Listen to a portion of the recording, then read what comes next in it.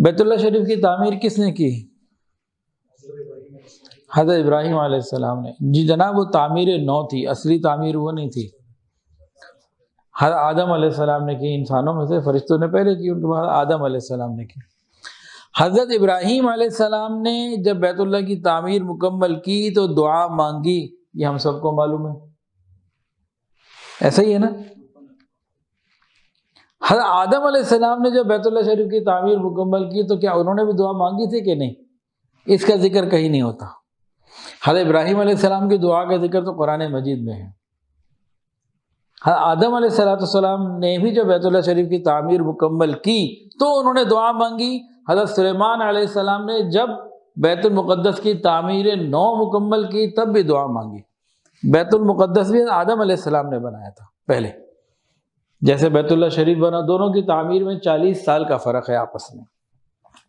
تو اخبار مکہ کی پہلی جلد میں عثمان بن سعد سے روایت ہے کہ حضرت آدم علیہ السلام جب بیت اللہ شریف کی تعمیر سے فارغ ہو گئے تو اللہ میں سے عرض کی، یا اللہ مزدور کو اجرت تو ملتی ہے نا، مزدور کو مزدوری تو ملتی ہے، مزدوری کر لی ہے، اب بتائیے میرے لیے کیا ہے، آپ کیا مانگتے ہو، آپ کو کیا چاہیے؟ اللہ جس جنت سے مجھے نکال کے زمین پہ بھیجا ہے وہیں واپس بھیج دے، وہ جگہ چاہیے.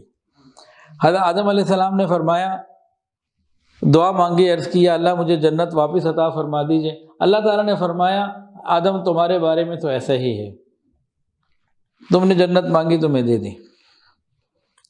انہوں نے اپنی اولاد کے لیے بھی مانگا، میری اولاد کو بھی جنت عطا فرما، کہ اے رب جہاں سے مجھے لایا گیا ہے مجھے وہاں واپس بھیج دیجئے. فرمایا تمہارے بارے میں تو یہ بات قبول ہو گئی.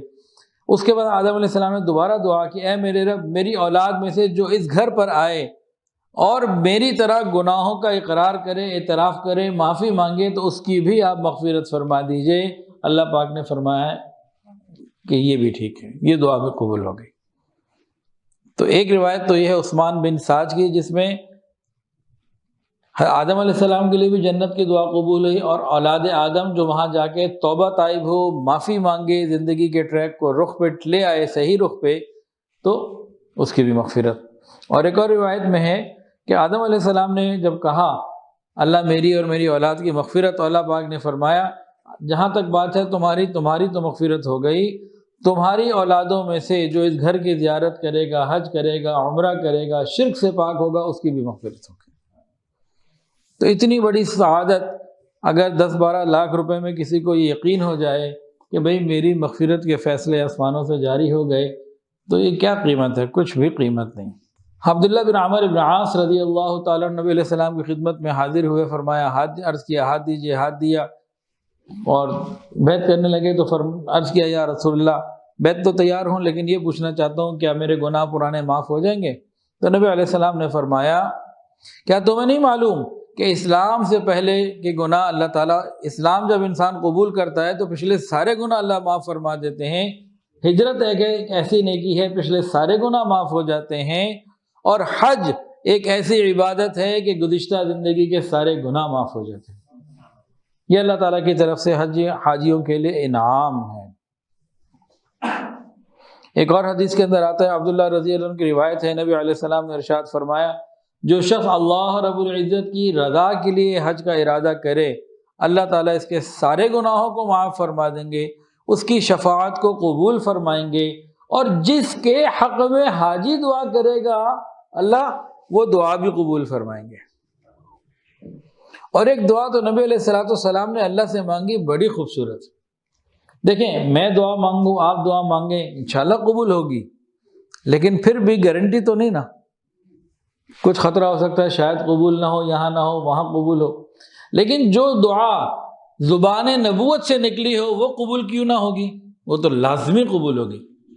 اب حاجی کے بارے میں رسول اللہ صلی اللہ علیہ وآلہ وسلم نے دعا مانگی، اے اللہ حاجی کی بھی مغفرت فرما، اور حاجی جس کی مغفرت کے لیے دعا کرے اس کی بھی مغفرت فرما.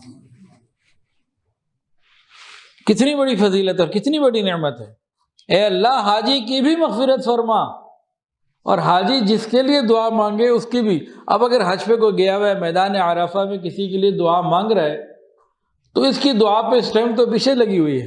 ایک مرتبہ نبی علیہ السلام نے لوگوں کو خطبہ دیا، فرمایا لوگوں حج فرض ہو گیا ہے تو بس حج کرو۔